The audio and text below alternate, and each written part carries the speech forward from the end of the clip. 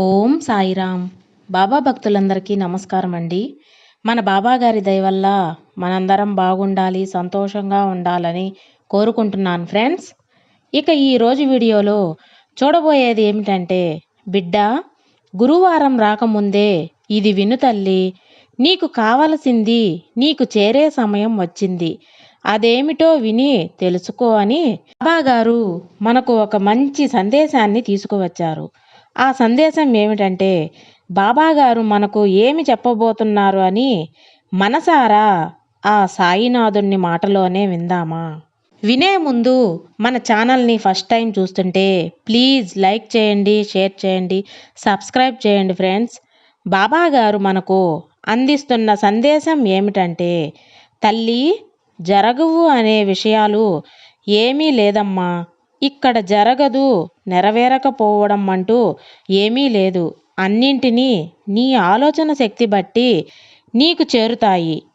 నువ్వు కోరే విధంగానే ప్రార్థనలు నెరవేర్చి నేను ఇస్తాను. రాబోయే గురువారం రోజు నీకు ఎంపిక చేశాను తల్లి. గురువారం రాకముందు నీ విషయంలో నీకు అందచేయాలనే వచ్చాను. కాబట్టి గురువారం రాకముందే ఈ విషయాన్ని నువ్వు తెలుసుకోవాలి అంటే కొన్నింటిని మార్చుకోగలిగితేనే నీ ఆశ తప్పకుండా నెరవేరుతుంది. తీర్చలేని సమస్య అయినా, అసలు ముగింపు లేని విషయమైనా నీ మనసులో ఉంటే నువ్వు ఏమీ చేయనవసరం లేదు. మౌనంగా ఉండు చాలు. అన్నింటినీ ఈ బాబా దగ్గర చేస్తాను. ఒక్క విషయం బాగా శ్రద్ధగా గమనించు. నువ్వు అద్దంలో చూసుకున్నప్పుడు అద్దంలో నీ ప్రతిబింబం ఏదైనా ఉంటే, మరక అనేది ఏదైనా ఉంటే ఆ అద్దాన్ని పగలగొట్టవు కదా, నీ ముఖాన్ని పాడు చేసుకోవు కదా. ఆ అద్దం మీద ఉన్న మరకను మాత్రమే తుడుచుకుంటావు, అంతే కదా. అలాగే నీ దగ్గర ఉన్న కొరతని ఎత్తి చూపేవాళ్ళు చూపిస్తూనే ఉంటారు. అలాగే నీ దగ్గర ఉన్న కొరతలని ఎత్తి చూపేవాళ్ళను చూపించినా పర్వాలేదు. నువ్వు నీకు కొరత అన్నప్పుడు అది నువ్వు సరిచేసుకో. వాళ్ళ మీద కోపం తెచ్చుకొని తొందరపడి వాళ్ళ మీద మాటలు విసరనవసరం లేదు. నీ దగ్గర ఉన్న కొరతలను సరిచేసుకుంటే చాలు. అందరూ ఊరికే చెప్పరు కదా బిడ్డ. కొందరు నువ్వు మార్చుకుంటారని చెప్తారు, మరికొందరు దెప్పి పొడిచినట్లు చెబుతారు. అలా ఎవరు చెప్పింది సరి అయినదైనా సరికాకపోయినా, సరైన నీలో ఏదైనా కొరత అనేది ఉంటే ఆ కొరతని మార్చుకో. నీకు ఏదైతే మంచి జరుగుతుందో అది మాత్రమే నువ్వు తీసుకో. నిజంగానే నీలో కొరతలు ఉంటే వాటిని సరిచేసుకుంటే నీ జీవితమే కదా బాగుంటుంది. అలా నీకు ఏదైతే మంచిది ఉంటుందో అది మాత్రమే నువ్వు తీసుకో. నిజంగానే నీలో కోపం ఉందనుకో, దాన్ని సరిచేసుకో.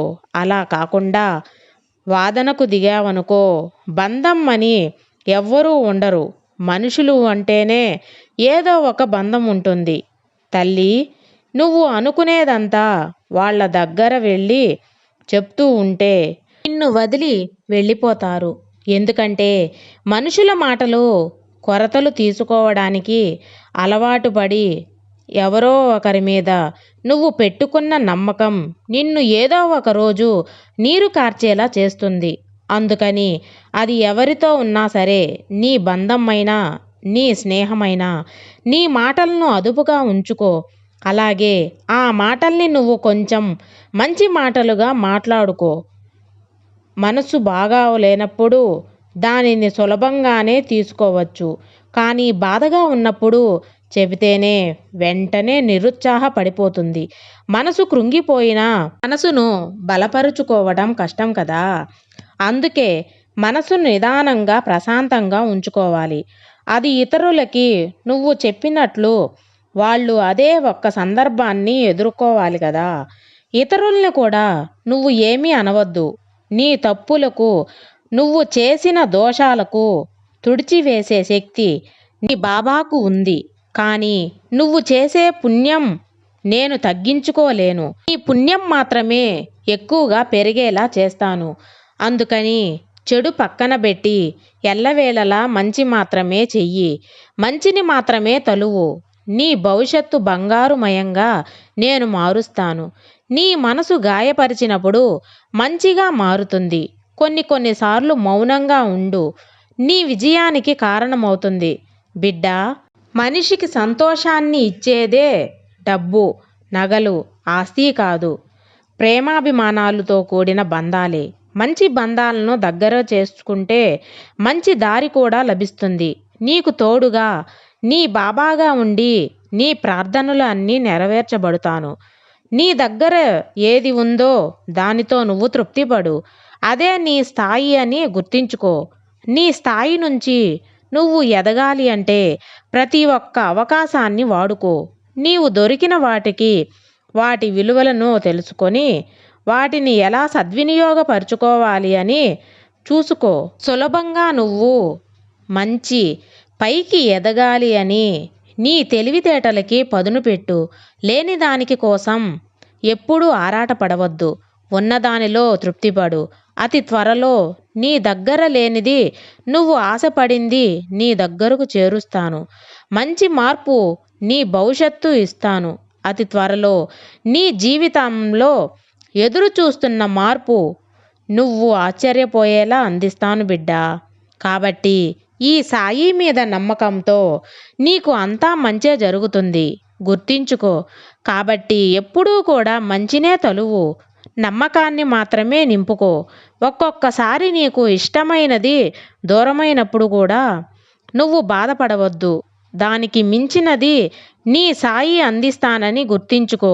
ఏది చూసినా కూడా భయపడవద్దు, దిగులు పడవద్దు. దిగులుగా ఉన్నంత మాత్రాన నీ జీవితంలో అట్లాగే మారిపోదు కదా. అలాగే జరగనిది ఏది జరిగేలా మారిపోదు. లేని దానికోసం వెతికే బదులు ఉన్నదానిలోనే సంతృప్తి పడ్డావే అనుకో, మనసు తేలిక పడుతుంది.